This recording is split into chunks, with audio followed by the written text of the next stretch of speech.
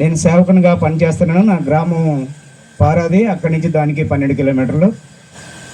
కొత్త సాక్ష్యం చెప్తాను. ముందుగా నేను ఇంటి దగ్గర బయలుదేరేటప్పుడు సేవకుల దగ్గరికి, అంటే విశ్వాసుల దగ్గరికి వెళ్ళి కొత్తగా వారిని క్రీస్తులోకి నడిపించాలి. ఎలా ప్రభువా, నాకు తెలియదు ప్రభువా అనుకొని వస్తే, గత నైట్ కాకుండా అంతకుముందు నైటు దానియేలు ఎబెనెజర్ గారు చెప్పినటువంటి ఆ ప్రసంగం నా కోసమే దేవుడు ఏర్పాటు చేశాడు అనుకున్నానండి. నిజంగా చెప్తాను, ఆ వేలు వెళ్తే ఖచ్చితంగా కొత్త ఆత్మను రక్షించగలము అని నేను నేర్చుకుని మొట్టది. నేను ఈ సేవకు రాకమునుపు నా జీవితం ఈయన చెప్పిన దానికన్నా దారుణం. Per monthly 2 lakhs సంపాదించుకునేవాడిని. పెద్ద కాంట్రాక్టర్ నేను.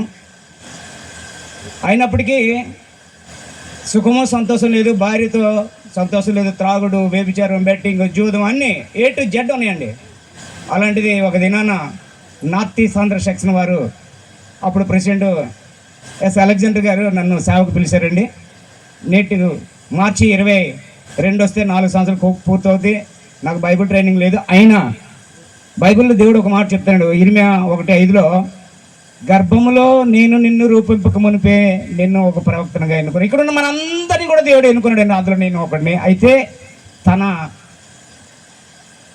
క్రియ ఎప్పుడు ఏర్పాటు చేస్తే, మనం ఎప్పుడు దేవునికి సమర్పించుకుంటామో ఆయన చూస్తాడో అప్పుడు పిలుస్తాడు. నన్ను పిలిచేసరికి 53 సంవత్సరాలు అయింది. ఈరోజు 56 సంవత్సరాలు. ఈరోజు వరకు స్టిల్ నేను దేవుని సేవకి ఇష్టంగా వచ్చాను, కానీ కష్టంగా రాలేదండి. 2,000 రూపాయలు జీతంగా పిలుచుకున్నారు. 3 సంవత్సరాల్లో దేవుడు 10,000 రూపాయలు జీతం ఇస్తున్నాడు. దేవుని నామానికి స్తోత్రం. ప్లస్ ఇప్పటికీ కూడా దేవుని పనిలో ఎవరు ఏ పని చెప్పినా, ఎంత కసురుకున్నా ఇష్టంగా చేస్తాను, కానీ కష్టంగా చేయండి సార్. అయితే ఈరోజు నా సాక్ష్యం ఏంటంటే, ఈ సమయంలో ఎక్కడో తాగి తుల్లి పడిపోలే. ఈరోజు దేవుడు నాకు ఎటువంటి గెటప్ ఇచ్చాడంటే, ఒక టై, ఒక shoe, black shirt, white shirt, దేవుని సేవకుని కానీ నిలబెట్టాడు. ఈ సేవ నా బ్రతికినంత కాలం వచ్చేస్తాను. ఈ దిన సాక్ష్యం దేవుడు దీవించి ఆశీర్వదించును గాక. ఆమేన్. థ్యాంక్ యూ పాస్టర్ గారు. చాలా వందనాలు. చక్కని సాక్ష్యం చెప్పారు. మన మధ్యలో